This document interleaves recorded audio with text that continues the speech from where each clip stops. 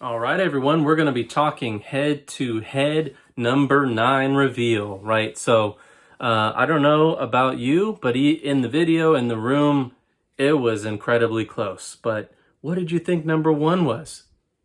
Well, number 1 was the Mark IV-A, right? And this one even surprised me because everybody says, including myself, I was under the impression Mark IV-B, more gain. You know, I don't know about you, but in the video, in the room, when I watched the video, Mark IV-A has more gain. And it's a little bit more organic. It's not dramatic, right? Not dramatic, but it's noticeable. And you can definitely hear it and you can feel it just as much as you can hear it in the room, right? So what does that mean? That means I'd say Mark IV-A, obviously, still a bit more akin to the C+ or C++, whatever. The Presence Push definitely really brought out some balls in the amp. I probably should have just did a quick little demonstration of pulling it real quick because it just goes away. Tons of frequencies go away. So I'll put all the description. We'll have the settings and everything like that in the original video. But the Mark IV-A's and B, or Mark IV-A and B rather, both fantastic amps.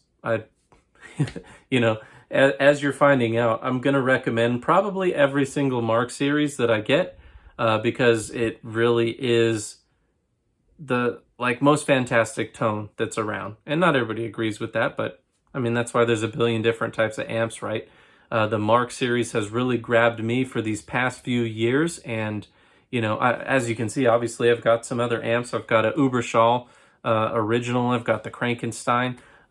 They still stick with me because they're badass amps, but they're badass amps in a different way. You know, these are kind of more like the Rectos, you know, that really humongous sound all the time that just fills the entire room. Whereas the Mark series, it can still fill the room, but it's filling the room at a shorter interval, right? It's chopping, it's punching, whatever you want to call it. It'll fill the room with a big punch. Whereas, you know, these other amps and the Rectos, they just kind of fill it almost all the time just because they sound so massive in comparison. Not to say one's better than the other. You know, if you like Rectos, that's your thing, by all means. I've heard a ton of great sounding Rectos, and hopefully I can get mine to sound really good too. I got that little V-twin pedal, and I thought that thing sounded pretty badass. So I'm like, if this little thing can sound this good, the Recto's got to sound pretty badass too.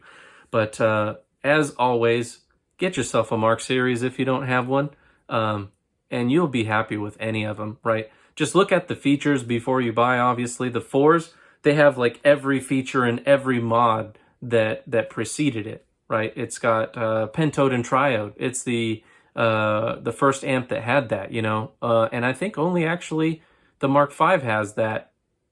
I think only the 5 and the 4 have pentode and triode. And it's pretty cool. It's interesting to try out that, you know, just a little switch of how they wire something just makes such a dramatic difference. Triode's a little bit more relaxed and a little bit more chewy, more smooth. Pentode's a little bit more punchy and a little bit more aggressive. You know, like I said in a previous video, it's kind of more like the H power section in triode, or sorry, in pentode. Triode is more like the DRG power section, right? At least in my opinion. You know, maybe I'm all wrong. I don't know. But that's what I hear, see, and feel in the room. As always, thank you guys for watching. Like, comment, share, subscribe. Thank you. Have a good one.